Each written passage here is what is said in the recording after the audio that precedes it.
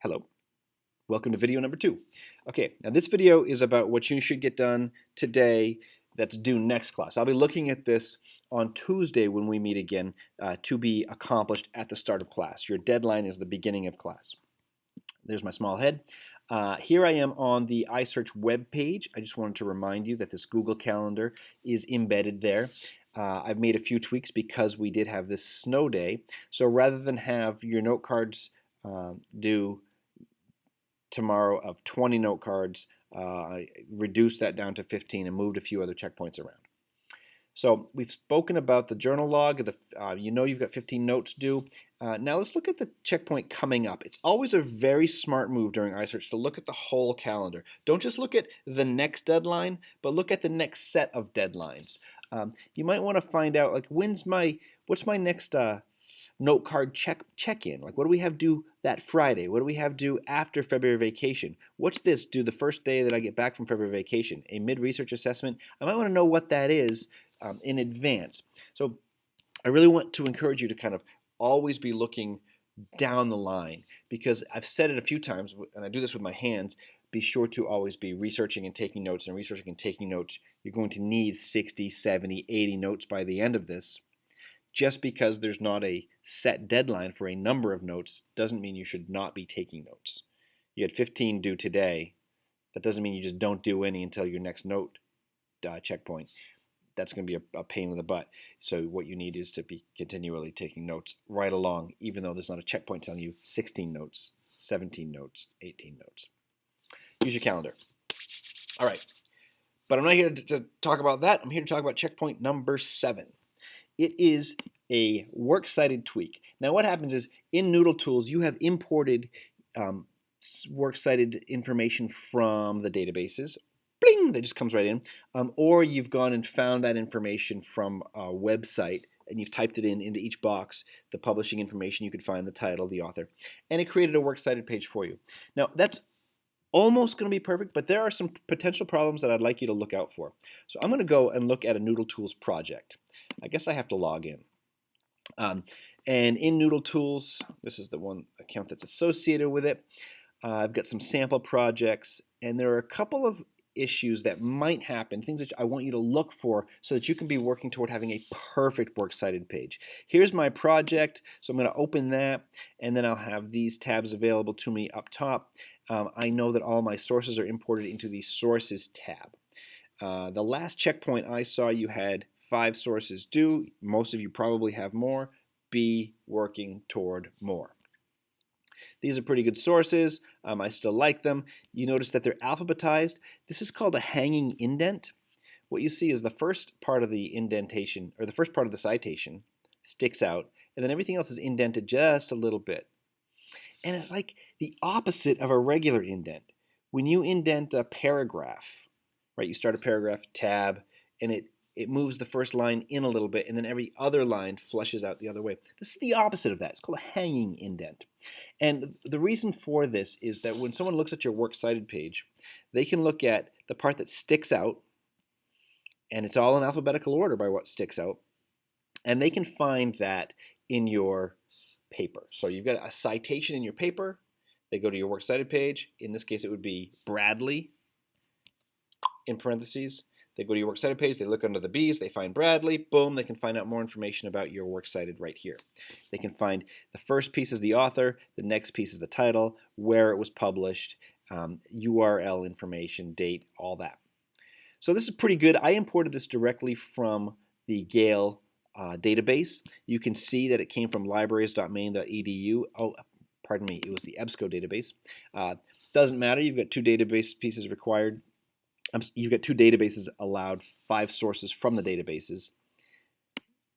I know this came from the databases from the URL. But what I don't like about it, and you should know this from, like, you don't text somebody all in capital letters unless you're making an emphatic point or you're really mad at them. You don't email anybody in all capital letters unless you just want to be screaming. This is all in capital letters. The way the databases work, when they cite something, you didn't have an individual create those citations for every article in the databases. What you did was there's an algorithm, a program that looks in and says, okay, that's where I'm going to find the author information. That's where I'm going to find the title information. That's where I'm going to find the publishing information, and it just puts it all together. Well, sometimes the author information was a particular style, like in that publication, it was all capitalized. And we don't like that. So what you're going to need to do is fix that if you see it. I've gone to Options, Edit, and now I'm back into the fields that I can fill in. I'm not going to change the first name. If this is Karen Bradley, it's Karen Bradley. But it's not Karen Bradley! It's Karen Bradley. Right? And because I want my works cited page to be perfect, I don't want to have the works cited, any pieces of it screaming. This is a great title. It's still the title of the article, but it's not screaming. Can teens really do it all? It's a good question, by the way. And everything else looked okay to me, so I'm just going to save it. And let's take a look. There, that's good. Oh no, what did I do? I didn't put enough spaces in there. So you always want to kind of be double checking to see if you are a fumble fingers kind of typer, like I apparently am. There it is. Save. So this checkpoint, essentially what you're doing is you're looking at your sources in Noodle Tools, and you're making sure, does that sound like a last name and a first name? Good, good, good. Okay. No nothing screaming capital letters. I'm double checking. Here's a tough name for me. The Tiwan Patnisticato. Occasionally in the databases, the first name and the last name get switched, and sometimes it's really obvious. Like if this is John, Smith. I know Smith isn't the first name and John the last name. It should be Smith, John. And you can go in and fix that. You might find that it's flipped the first and last names. I know that Meyer's the last name because Dr. Kelly's going to be the first name. With this one, I'm going to have a tough time because I'm unfamiliar with the language that this is in. I'm not sure if this is maybe an Indian name, maybe it's a Thai name, but I don't know if this is the first name and this is the last name, so I'm just going to have to trust the thing. Because most often it's right. Oh, look at this. Study finds teens can't yet multitask. The other thing I'm looking for, now I see this, the capital letters, and I'm going to fix that in a second. But the other thing I'm looking for is, you know that if there's not a piece that you can find, if you can't find an author, you skip that field. If you can't find a publishing information, you skip that field. But it's a good place to double check. I'm going to just view this live web page really quickly just to see. Study finds teens can't yet multitask. I am going to fix that so it's not all capital letters, but I'm also going to just double check. Since my citation doesn't have an author, I want to be sure. I want to be sure that the database gave me all the information that appeared there. So since this was Gail, I go to view the article here. And usually the author will either appear at the top or at the bottom. Oh, this is interesting. It says byline, Lee Bowman Scripps Howard News Service. A byline is like the author's name. It's sort of a term from the newspaper publishing world. The byline is how articles could be filed under the person's name. So you might see byline, Jason Prince, and then you know this great reporter named Jason Prince made this piece. This says Lee Bowman Scripps Howard News Service. That's not a person, that's a service. So it's perfectly appropriate that this article does not have an author attributed to it. Very often, if in government publications, you'll almost never get an author. Some committee, some team wrote the article. In lots of kind of general websites, often don't have an author attributed to it. But anything from a journal or a newspaper usually has an author attributed to it, or it's from a news service. So I'm okay here not having an author. I'm okay with all this. So I just need to go back to my Noodle Tools and just fix the capital letter problem. If you're worried about remembering the whole thing, just do a few words at a time.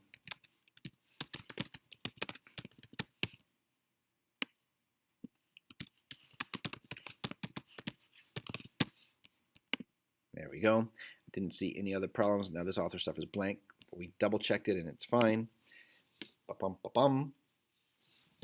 And now when I show Mr. Prince my Noodle Tools source list, or he just snoops because he has access to it, everything's going to be perfect. So as your teacher on Tuesday, when you have this deadline due, and that's a perfect works cited page, I'm looking for a good number of sources. I'm looking for them to be alphabetized. That's automatic. I'm looking for no screaming capital letters. Now, all in a title, the rule is all major words are capped. So you can see I didn't capitalize do or it, the, and those don't get capitalized. But if you're not sure, you can always just capitalize it. It's better to have it capitalized than not. If you didn't capitalize teens, you'd be in big trouble. It's an important word. You should know that. But not capitalizing a real small word that's not important is the norm. So everything looks pretty good all through here. Ooh, you know, I'm going to fix this right here. The range between driver experience levels and the perceptions of attractiveness of artificial reefs, yada, yada, yada. Let me just fix that. There are some publications that the style of wherever it was published is to have the title be all caps. There's ones where the style is to have the title be all lowercase. This is the style that just the first word is caps and the rest of it lowercase. You just want to be on the lookout for these rules and tweak your works cited. If you do that, I can give you 10 points on Tuesday. Sounds real good. All right, well, happy tweaking. When you're all done with that, notes, sources, notes, sources, notes, sources.